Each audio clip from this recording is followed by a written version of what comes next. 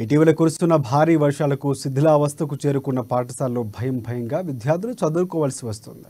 మంచిర్యాల జిల్లా నెన్నెల మండలం కుర్నపల్లి గ్రామంలో జిల్లా పరిషత్ ఉన్నత పాఠశాలలో తరగతి గదులపై నుంచి వర్షం నీరు కురుస్తుండడంతో విద్యార్థులు గొడుగులు పట్టుకుని మరీ పాఠాలు వింటున్న దీన పరిస్థితి నెలకొంది.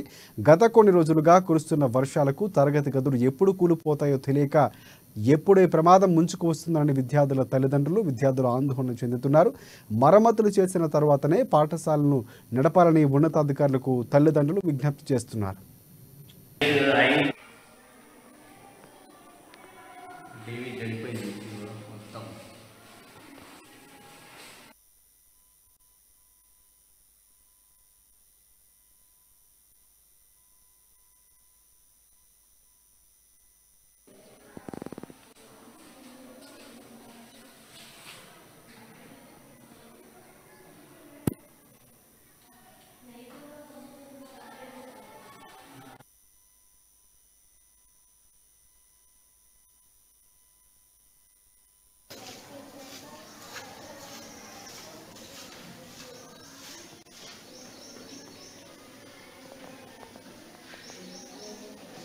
రూప్ కూడా